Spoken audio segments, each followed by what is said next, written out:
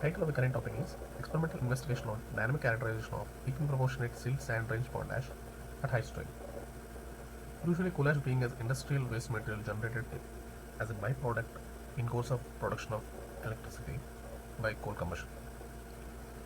Coal ash being generated in several million tons yearly annually has to be accommodated over a large area, usually in several hectares of land known as ash ponds. The huge quantity of unutilized coal ash, usually in several million tons, is being stored or deposited or disposed every year, forming an ash pond or ash dump yard or ash dike, which occupies large tracts of precious case land. These ash ponds, because of their improper lining or improper maintenance, the extensive deposition in these ash ponds make extensive deposition of ash ponds above their capacity, ash being stored above their capacity to contain slurry within it, may eventually lead to outbreak of ash ponds. There are few cases of breaching of ash ponds. In 2017, there is an ash pond break in Chhattisgarh which caused leakage of fly ash slurry, making the way into channel of Belgiri River, thus polluting the river channel. For the past 1 year, there have been three incidents. For the past 1 or 2 years, there have been three incidents of ash pond breach in India, resulting loss of human life, animal life, contamination of natural resources like land and water. Few of them are leakage of ash pond of Ehsan Mahan power plant in August 2019 caused destruction of 500 acres of agricultural land, and 5 children were trapped in that ash slurry, who were later rescued by district authority in October 2019. In October 2019, ash pond breach of Vindhyachal thermal power station caused contamination of 30 acres of farmland, and about 15 cows were swept away. Very recent case of ash pond breach has been noticed on April 10th, in the year 2020. Fly ash pond dike of Reliance Sasan Ultra Mega Power Plant was collapsed. Pond ash slurry was flown into farmlands and swept away 6 people, resulting in death of at least 2 people. Coincidentally, all the three incidents of ash pond breaches happened in Singrauli district, in the state of Madhya Pradesh, in less than a year, which is the core industrial region in the whole India, containing most of the thermal power stations within it. To avoid all these things, or to give mitigation measures to avoid all these kind of catastrophic failures or incidents, it is necessary to characterize coal ash, which was subjected to dynamic loads or cyclic loads, to assess even its liquefaction potential. For that, the researchers or authors have decided or planned to conduct several consolidated undrained tests under cyclic loading to determine its dynamic properties like dynamic shear, modulus, and damping.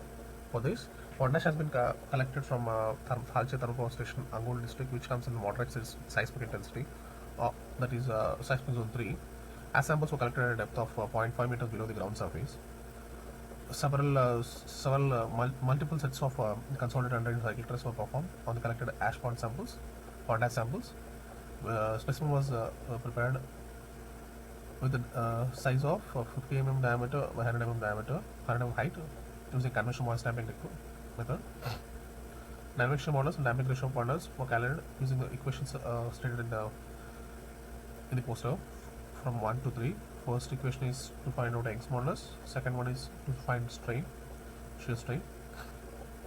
As these tests are subjected to strain loading, we were given it already on calculation of the dynamic shear modulus, where it is equal to G dynamic is equal to E by 2 into 1 plus mu, and the calculation of damping ratio, which can be calculated with the from the hysteresis law, that is area of loop by 4 pi times area of the triangle.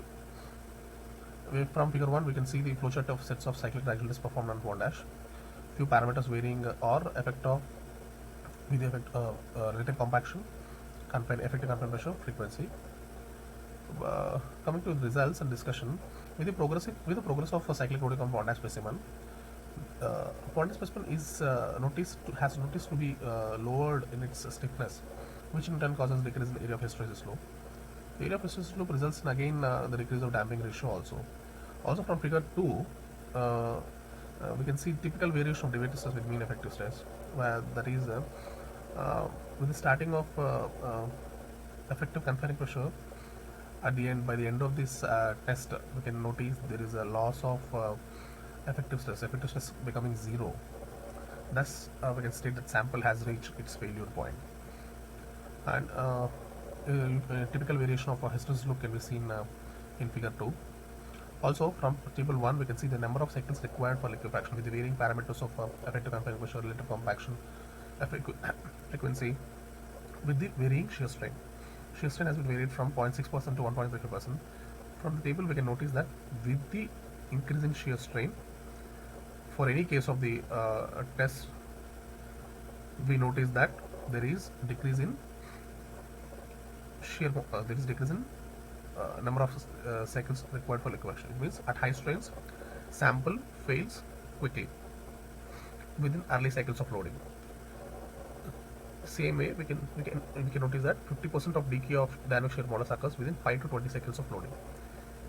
In addition, the presence of non-plastic fines readily causes liquefaction. There are non-plastic fines present in pond ash, and they cause liquefaction. Novelty in this particular type of in this topic is, in this research work is, pond ash, which was selected for the current study, contains equally proportioned silt sand-rich particles. It is taken intentionally. It is considered intentionally. This kind of pond ash has been collected from intermediate point between disposal point and outflow point of ash pond. Present study is limited to relative compaction, effective confirmation, loading frequency and amplitudes, and cyclic shear strain. It is not scope to investigate further. Few relations were also generated to find out the energy released while this liquefaction and the varying parameters and energy released during liquefaction.